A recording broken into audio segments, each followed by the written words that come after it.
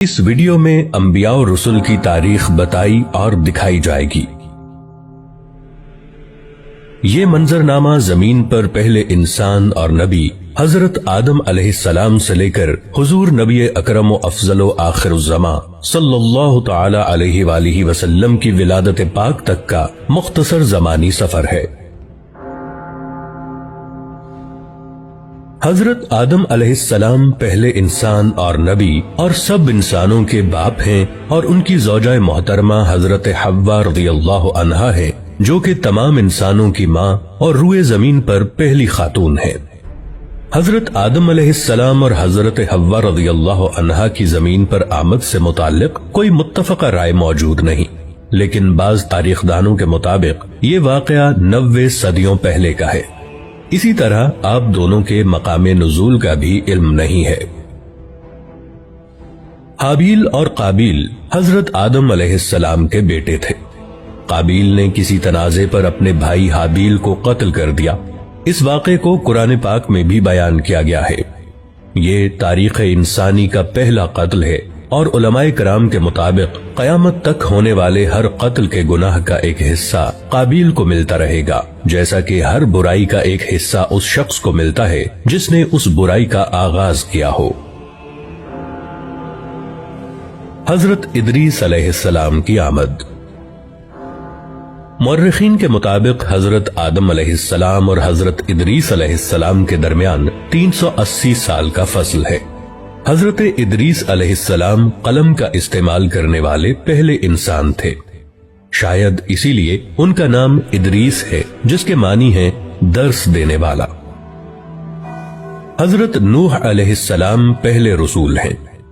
بعض مورخین کے مطابق آپ علیہ السلام کا زمانہ حضرت آدم علیہ السلام سے 1600 سال بعد کا ہے۔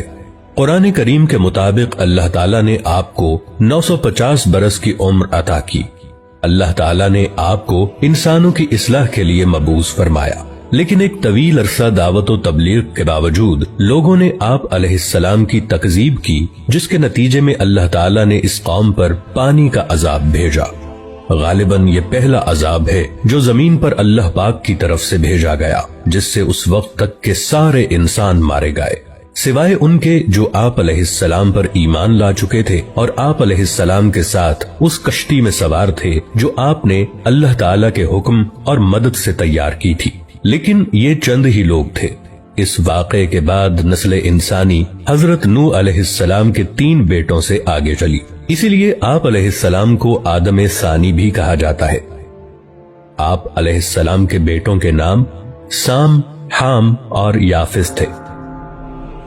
حضرت نوح علیہ السلام کے بیٹوں کی نسل سے جو قومیں وجود میں آئیں، وہ بھی بالآخر گناہوں اور بری باتوں میں ملوث ہو گئیں۔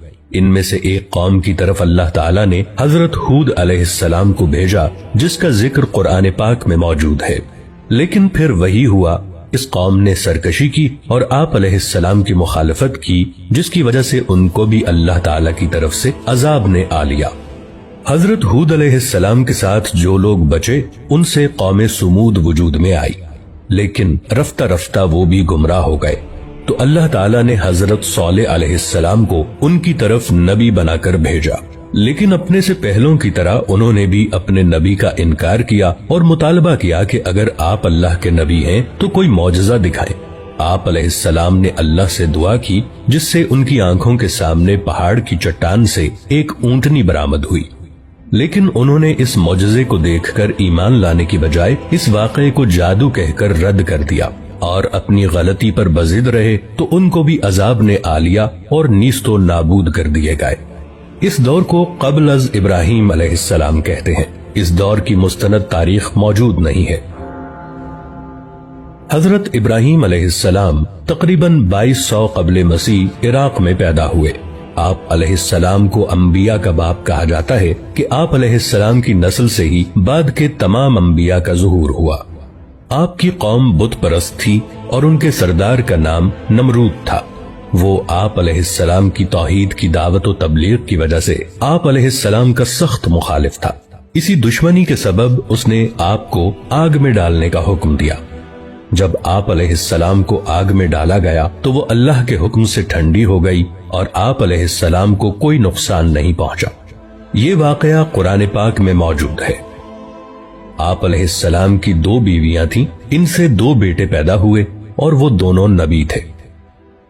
حضرت حاجرہ رضی اللہ عنہا سے حضرت اسماعیل علیہ السلام اور حضرت سارہ رضی اللہ عنہا سے حضرت اسحاق علیہ السلام۔ اس دور کو بعد از ابراہیم علیہ السلام کہتے ہیں۔ اس دور کی کچھ تاریخ موجود ہے اور اسے انگلش میں پوسٹ ابراہم ایرا کہتے ہیں۔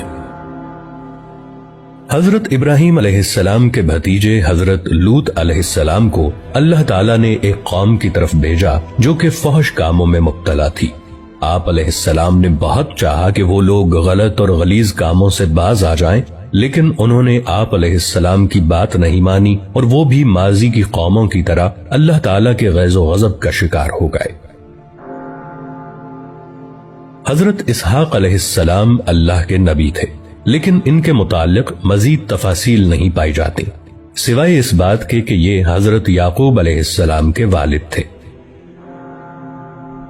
حضرت اسماعیل علیہ السلام حضرت ابراہیم علیہ السلام کے بیٹے اور حضرت اسحاق علیہ السلام کے بھائی تھے۔ حضرت ابراہیم علیہ السلام نے اللہ کے حکم سے حضرت اسماعیل علیہ السلام کو مکہ کی سرزمین میں لا کر آباد کیا۔ مکہ جہاں سب سے پہلے حضرت آدم علیہ السلام نے اللہ کا گھر یعنی کعبہ بنایا تھا، اب ہزاروں سال بعد اللہ تعالیٰ نے حضرت اسماعیل علیہ السلام کے ذریعے اس گھر کو دوبارہ آباد کروایا۔ حضرت یعقوب علیہ السلام حضرت اسحاق علیہ السلام کے بیٹے تھے۔ ان کا لقب اسرائیل تھا۔ اسرائیل کے معنی اللہ کا بندہ ہے۔ آپ علیہ السلام کی متعدد بیویاں تھیں جن سے اللہ تعالیٰ نے انہیں 12 بیٹے عطا فرمائے۔ یہی لوگ اور ان کے بعد آنے والی ان کی نسل بنی اسرائیل کہلاتی ہے، یعنی اسرائیل کی اولاد۔ بعد میں یہی لوگ اپنے آپ کو یہود یا یہودی کہنے لگے، کیونکہ ان 12 میں سے سب سے بڑے بھائی کا نام یہودا تھا۔ یہ لوگ اپنے آبائی ملک عراق سے ہجرت کر کے فلسطین آ گئے تھے۔ انہی میں سے عیسائی بنے جو کہ اپنی نسبت حضرت عیسیٰ علیہ السلام سے منسوب کرتے ہیں۔ انہی لوگوں کو قرآن مجید کی اصطلاح میں اہل کتاب کہا جاتا ہے۔ ان 12 بھائیوں میں سے سب سے چھوٹے بھائی کا نام یوسف علیہ السلام تھا۔ یہ اللہ کے نبی تھے اور بہت حسین و جمیل تھے۔ حضرت یعقوب علیہ السلام حضرت یوسف علیہ السلام سے بہت محبت کرتے تھے۔ یہ چھوٹے بچے سے فطری لگاؤ تھا، لیکن دوسرے بھائیوں کو یہ بات بری لگنے لگی اور وہ حضرت یوسف علیہ السلام سے حسد کرنے لگے۔ اسی حسد اور بغض و عناد نے انہیں اپنے بھائی یوسف علیہ السلام کے قتل پر آمادہ کر دیا، لیکن قتل پر سارے متفق نہ ہوئے، اس لیے انہوں نے یوسف علیہ السلام کو ایک کنویں میں پھینک دیا۔ اس کنویں کے پاس سے کوئی قافلہ جا رہا تھا۔ انہوں نے پانی کے لیے اپنا ڈول کنویں میں ڈالا تو حضرت یوسف علیہ السلام اس ڈول کی رسی کو پکڑ کر باہر آ گئے۔ قافلے والے یوسف علیہ السلام کو کسی کا بھاگا ہوا غلام سمجھ کر اپنے ساتھ مصر لے گئے اور وہاں آپ علیہ السلام کو ایک غلام کی حیثیت سے بیچ دیا۔ آپ کا خریدار حکومت مصر کا ایک اعلیٰ عہدیدار تھا۔ اس نے جلد ہی آپ علیہ السلام کی ذہانت و فطانت کو جانچ لیا اور اپنے محل میں اپنے خادم خاص کی حیثیت سے رکھ لیا۔ آپ علیہ السلام اسی محل میں جوان ہوئے اور اللہ نے آپ کو نبوت عطا فرمائی۔ اس عہدیدار کو عزیز مصر کہا جاتا ہے۔ اس کی بیوی زلیخا نے آپ علیہ السلام پر عصمت دری کا جھوٹا الزام لگا کر آپ علیہ السلام کو جیل بھجوا دیا۔ آپ علیہ السلام نے 7 سال جیل میں گزارے، لیکن جیل میں بھی دوسرے قیدیوں کی تعلیم و تربیت کرتے رہے۔ پھر مصر کے بادشاہ کو ایک خواب آیا تو اس کے مشیر نے کہا کہ وہ ایک شخص کو جانتا ہے جو کہ اس خواب کی صحیح تعبیر بتا سکتا ہے۔ آپ علیہ السلام کو جیل سے محل میں لایا گیا۔ آپ علیہ السلام نے بادشاہ کے خواب کی عقلی اور منطقی تعبیر بتا دی، جس سے وہ بہت متاثر ہوا۔